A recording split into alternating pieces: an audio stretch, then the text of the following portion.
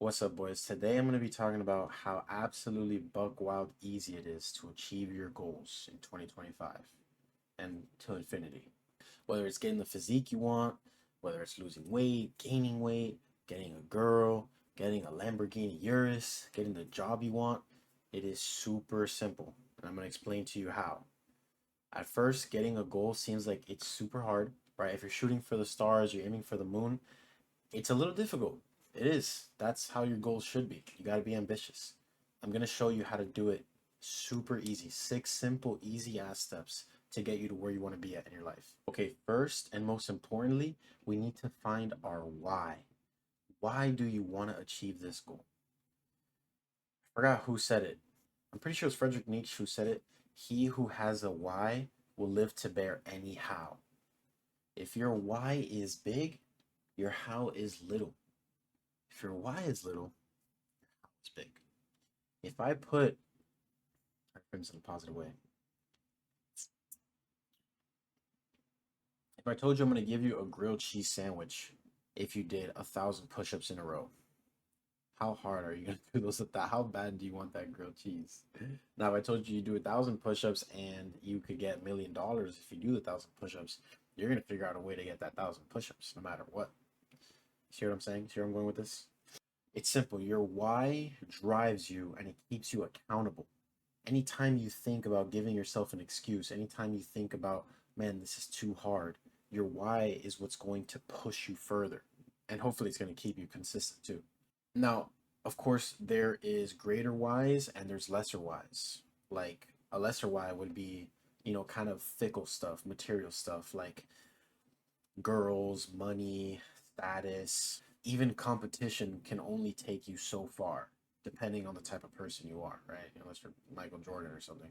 A greater why is going to be like purpose, impact that you want to leave in the world, stuff that you're passionate about, you know, stuff that you love. Maybe you want to help your parents retire. That is a deeper why, something that's going to keep that fire lit when it gets really hard to keep the fire going. It cannot be, and this is why I feel like a lot of people burn out and they fizzle out is because they don't have a real why. You're kind of just you have to really develop the why. You have to make sure you're not chasing what some influencer on Instagram made you feel like you should be doing. You have to, when we're developing our why, we want to make sure why or our goal isn't something that we're chasing because some influencer made us feel like that's what we should be. Our why needs to come from within. It has to be purposeful and it has to be passionate. And I can't stress this enough how important the why is. Again, if your why is, I want to make $100,000 by the end of 2025, like, yes, it's going to push you, it's going to get you to maybe where you want to be at, but it's not a goal of, I want to help people, I want to help solve people's problems because I don't want people to experience what my family went through. Do you see the difference? You're going to make money in either way, in either scenario. One is going to take you so far where the other, the sky is the limit because you're looking to help people. You have a purpose, you have a passion. Even when it's late at night, you're not worried about, oh, well, I made 60K, I'm comfortable, I'm where I want to be at, I'm on the track. If you change your goal to something that you're passionate about, it's going to push you even late at night to do what you need to do. I hope that clicked. I would suggest if you're trying to frame a why, because I think it's so important that you figure out your why, because again, if your why is really big, your how is super small.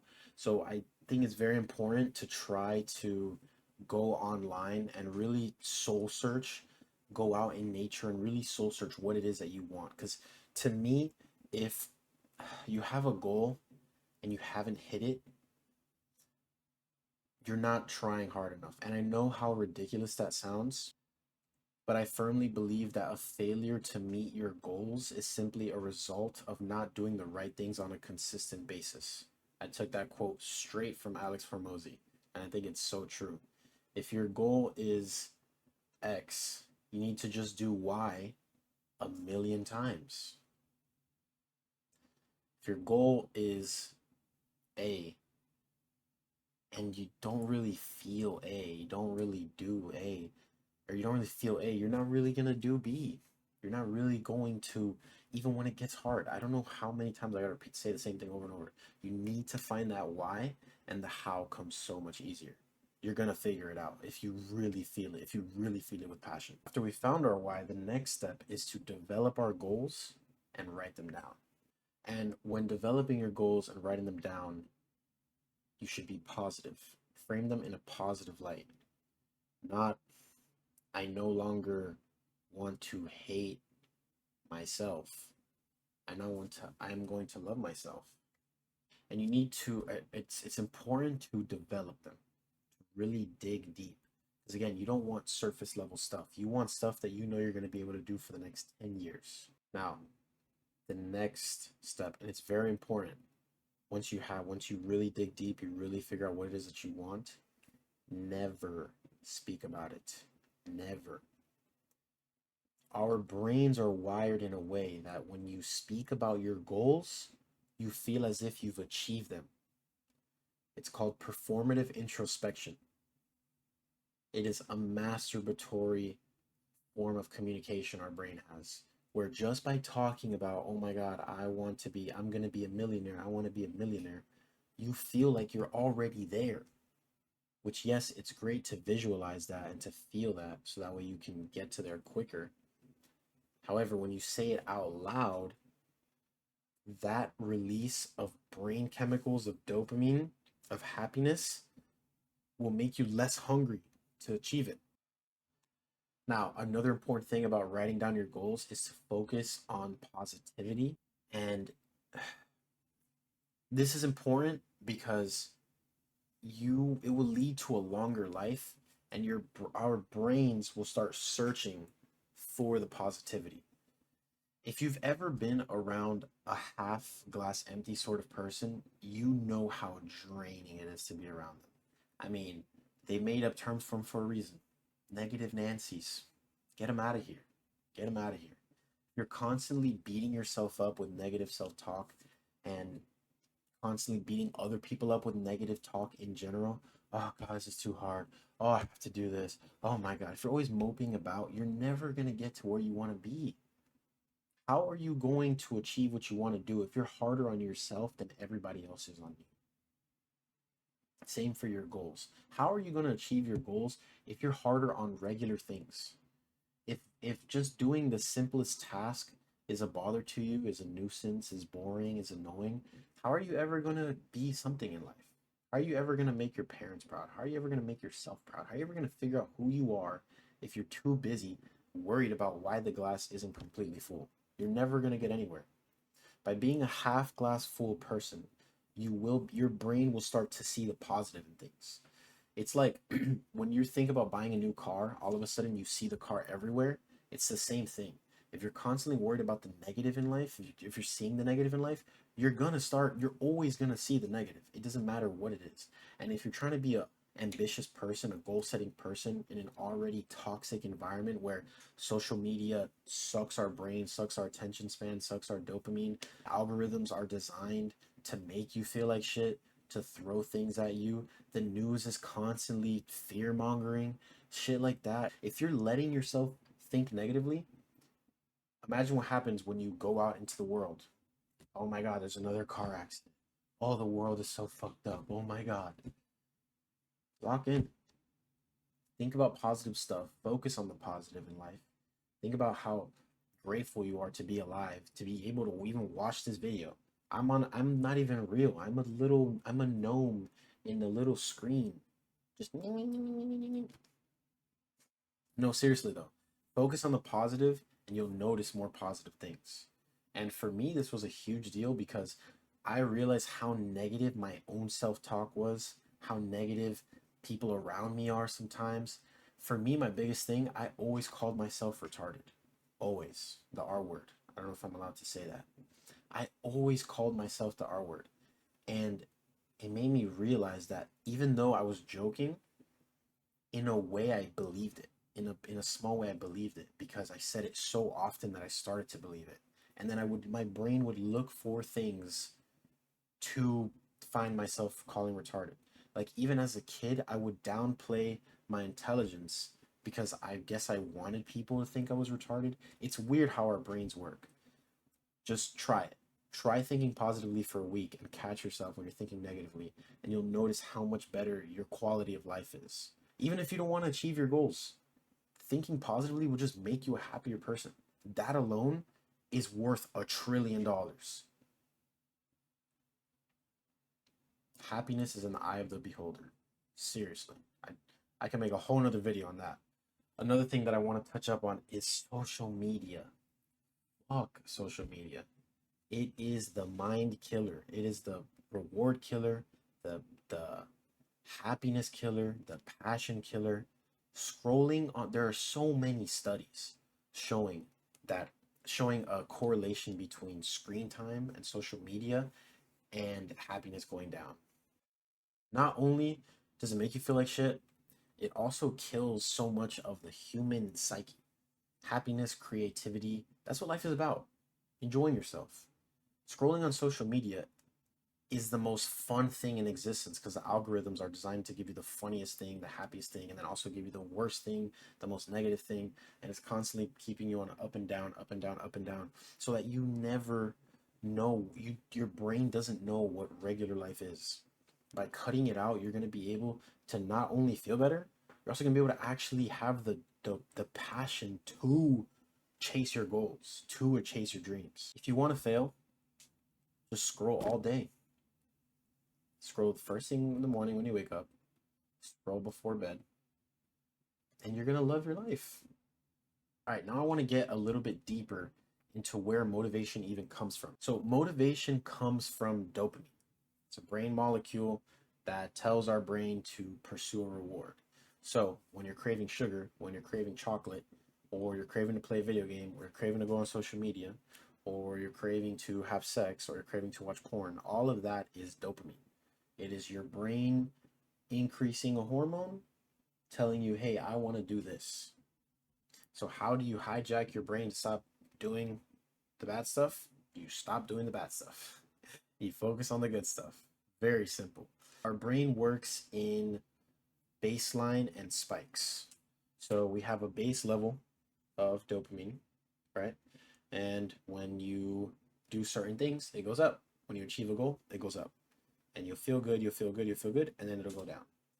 And it's the same thing with things that increase heavily your dopamine, like pornography, video games, having sex as well. I don't know why I'm using those examples. Even doom scrolling for a certain amount of time. That's why you feel awful after, is because your baseline is like this. You start skyrocketing, skyrocketing, skyrocketing, skyrocketing, and then when you're done, your dopamine just tanks below baseline.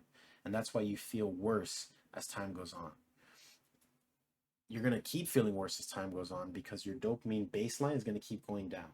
Every time you have a spike and you go lower, your dopamine kind of goes back to baseline a little bit, but it's a little bit lower than last time. So it goes up, it goes down, it normalizes, and it's a little bit lower. And it's kind of an extreme example, and obviously it's brain hormones, so it's much more complicated than that. The point is to just cut out stuff that is overly stimulating and pushing you in the wrong direction. Because some things that are overly stimulating can be exercise. I love exercise. It feels great. And it's pushing me in the right direction.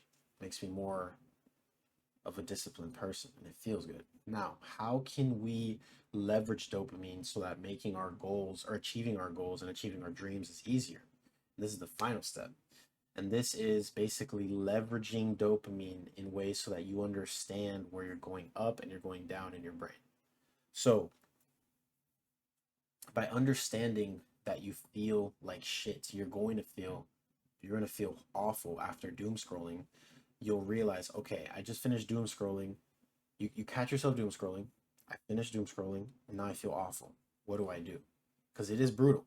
If you've ever tried to be mindful, try being mindful about doom scrolling and then just sit there. It is brutal. The easiest recommendation is to just go for a walk. Leave your phone at home, go for a walk, look at the trees, look at the car, listen to the birds, be mindful, try to be present, and you'll feel so much better. And you can come back to your house feeling like a regular human being again.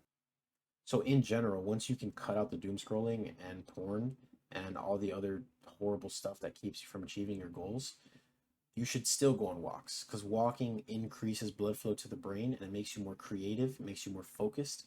And again, just overall, you're going to feel happier because you're outside in nature. Now, another, I guess, life hack is looking into things that are going to increase your dopamine. And I'm going to make a whole video on that, on how to leverage that sort of stuff. In simplest terms, coffee and even stuff like nicotine, I'm not recommending it. Even sugar will increase your dopamine. So if you can find a way to wire your brain to do a certain thing and make it so that those brain wires cross with caffeine or the other things that I mentioned earlier, you can get a lot further. For instance, a great example is people like, ask yourself, why is there's so much caffeine in pre-workout? It's because they want you to come back to the pre-workout and go back to working out, even if you don't work out. I mean, some people use pre-workout just for fun. Same with energy drinks. If you look into the sales of coffee and caffeine products in general, they're insane because it's addicting. And the reason why it's addicting is because it's raising your dopamine. Now, of course, you're gonna fall back a little bit. However, there's a lot of great research on coffee and caffeine in general. And as a matter of fact, caffeine is even banned as a performance enhancer in certain amounts in some sports. So that should tell you everything you need to know. It's a performance enhancer. It enhances performance. So you combine that with wanting to with a mindset that is goal oriented and dream achieving, and you will go so far. If you drink coffee, like, I guess one way to put it in a doom way, I think one way to put it in a doomer way is drink coffee, play video games, goon all day, scroll all day, work your 9 to 5, repeat coffee, goon, scroll, coffee, goon, scroll. That sounds like a horrible life. Now, if you replace coffee, goon, scroll with coffee, go for a walk, go to get your 9 to 5, come home, go for a walk again, reset your dopamine, look at your goals, visualize what you want to do, have a good why, have a passionate why, a purposeful why, you're going to go so much further in life. It's very easy. It's very simple. Okay, so while editing this video, I realized I feel like I didn't stress the importance enough of why writing down goals is so important. And writing down goals is so good because it keeps things fresh. Every day, if you write down your goals every single day with the same goal, by the end of 2025, I want to drive this car. Writing that down every day is keeping it fresh and it's keeping it deep into your subconscious. It's going to get it deep rooted in there. Every day that you write it down, visualize the seed that you plant, right? And visualize every day that you're writing it down, your roots are getting deeper and deeper and deeper and deeper. And one day that seed will grow into a big, beautiful, flowering tree or plant, maybe a mango tree. I think mango trees is the way to go. And I'd like to say, I guess, in the words of the Egyptian god of wisdom, Thoth, or Thoth, words can shape the soul of a people. They can create kingdoms or destroy them. Words are not mere symbols, they are living things. And with that, I want to thank you guys and congratulate you for reaching the end of the video. You did it. You're on the path to being who you want to be, to achieving your goals. Thank you for watching the video.